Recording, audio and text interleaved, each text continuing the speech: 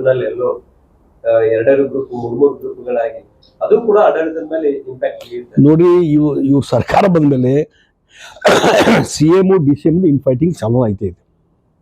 ಈಗ DCM ಫಾರಿನ್ಗೆ ಹೋಗ್ಯಾರ ಹೊಸ ವರ್ಷ ಆಚರಣೆ ಮಾಡಲಿಕ್ಕೆ.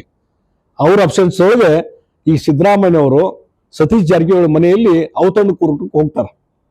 15-20 ಜನ ಮಿನಿಸ್ಟ್ರು ಎಲ್ಲರೂ ಕೂಡಿ ಅಲ್ಲಿ ಹೋಗ್ತಾರೆ. ಸಾಕಷ್ಟು ಜನ ಶಾಸಕರು ಇರ್ತಾರೆ. ಅಂದರೆ DCM ಅಬ್ಸೆನ್ಸ್ ಅಲ್ಲಿ ನೀವೇನು ನಡೆಸಿರಿ, ಇದು ಇನ್ಫೈಟಿಂಗ್ ನಡೆಯೋದು. ಅದು ಎಲ್ಲಿ ಯಾವ ಸಂದರ್ಭದಲ್ಲಿ ಎಕ್ಸ್ಪೋಸ್ ಆಗ್ತದೆ ಗೊತ್ತಿಲ್ಲ.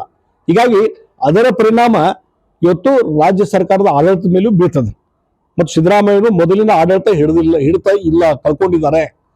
ಮತ್ತು ಇದು ಇನ್ಫೈಟಿಂಗ್ ಇನ್ನೂ ಜಾಸ್ತಿ ಆಗ್ತದೆ. ಈ ಮೂಡ ಹಗರಣ ಮತ್ತೊಂದ್ರ ಮೇಲೆ ಸರ್ಕಾರದ ಇಮೇಜ್ ಈಗಾಗಲೇ ಡೌನ್ ಆಗಿದೆ. ಯಾವುದೇ ಸಂದರ್ಭದಲ್ಲಿ ರಾಜೀನಾಮೆ ಕೊಡಬೇಕು. ಹೀಗಾಗಿ ಈ ಇಂಟರ್ನಲ್ಲಿ ಅವರ ಅಧಿಕಾರದಿಂದ ಇಳಿಸಬೇಕನ್ನುವಂಥ ಪ್ರಯತ್ನ ನಡೀತಾ ಇದೆ DCM ಅವರಿಂದ. ಹೀಗಾಗಿ ಈ ಫೈಟಿಂಗು ಯಾವ ಹಂತಕ್ಕೆ ಹೋಗ್ತದೆ ಹೇಳಕ್ ಬರೋದಿಲ್ಲ. ಕೊನೆ ಹಂತಕ್ಕೆ ಸರ್ಕಾರನೂ ಕೊಲ್ಯಾಪ್ಸ್ ಆಗ್ಬೋದು. ಈಗ ನಿನ್ನೆ ಮೀಟಿಂಗ್ ಮೂಲಕ ಒಬ್ರು CM ಅವರೇ ಇನ್ನೊಂದು ಮೀಟಿಂಗ್ ಹೋಗ್ತಾರೆ, ಡಿನ್ನರ್ ಪಾರ್ಟಿಗೆ ಹೋಗ್ತಾರೆ ಅಂತ. ಸೊ ಕ್ಲಿಯರ್, ನೀವು ಮೊದಲಿಂದನೂ ಹೇಳ್ಕೊಂತ ಬರ್ತಾ ಇದ್ರಿ. ನಾ ಹೇಳಿದಿಲ್ಲ, ಹಿಂದೆ ಹೇಳಿದೀನಿ.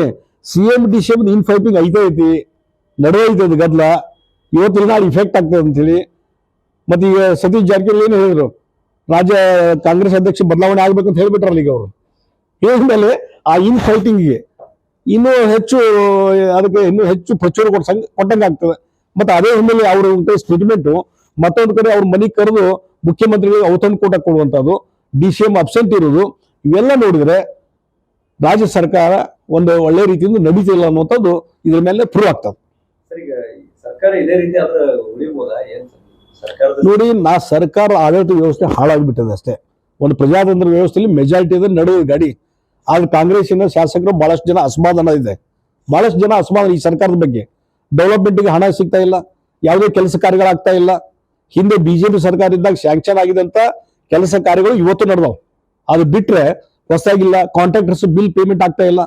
ಕಾಂಟ್ರಾಕ್ಟರ್ಸ್ ಮೇಲೆ ಬಹಳ ಒತ್ತಡ ಇದೆ. 10,000, 1 ಲಕ್ಷ, 5 ಲಕ್ಷ, 5 ಲಕ್ಷ ರೂಪಾಯಿಗೂ ಬಿಲ್ ರಿಲೀಸ್ಗೆ ಅವರು ಹಣ ಕೊಟ್ಟು ತರುವಂತ ಪರಿಸ್ಥಿತಿ ಬಂದಿದೆ. ಈ ರೀತಿ ಇದ್ದದ್ರಿಂದ 16,000 ಕೋಟಿ ಇವತ್ತು ಬಿಲ್ ಪೆಂಡಿಂಗ್ ಇದೆ. ಕಾಂಟ್ರಾಕ್ಟರ್ಸ್ ಕೆಲವು ಸ್ಟೇಟ್ಮೆಂಟ್ ನಾನು ನೋಡಿದೆ, ಅವ್ರು ಬಹಳ ಒತ್ತಡದಲ್ಲಿ ಕೆಲಸ ಮಾಡ್ತಾ ಇದ್ದಾರೆ. ಹೀಗಾಗಿ ಯಾವುದೇ ಅಭಿವೃದ್ಧಿ ಕೆಲಸ ಇಲ್ಲ. ಅದಕ್ಕಾಗಿ ಸರ್ಕಾರ ಮತ್ತು ಇವನ್ ಕಾಂಗ್ರೆಸ್ಸಿನ ಶಾಸಕರಲ್ಲಿ ಇರುವಂತಹ ಅಸಮಾಧಾನ, ಅವರಲ್ಲಿ ಇರುವಂತಹ ಇನ್ಫೈಟಿಂಗು ಯಾವುದೇ ಸಂದರ್ಭದಲ್ಲಿ ಸರ್ಕಾರ ಕೊಲ್ಯಾಪ್ಸ್ ಆಗಬಹುದು. ಸರಿ, ಬೆಳಗಾವಿಯಲ್ಲಿ ಈ ಪಾಲಿಕೆ ವಿಚಾರದಲ್ಲಿ ಈ ಮೂರ್ತಿ ಉದ್ಘಾಟನೆ. If you like this video, ಬೇಗ ಲೈಕ್ ಮಾಡಿ, ಕಾಮೆಂಟ್ ಮಾಡಿ, ಶೇರ್ ಮಾಡಿ ಹಾಗೂ ಯೋಯೋ ಟಿವಿ ಕನ್ನಡವನ್ನು ಸಬ್ಸ್ಕ್ರೈಬ್ ಮಾಡಿ.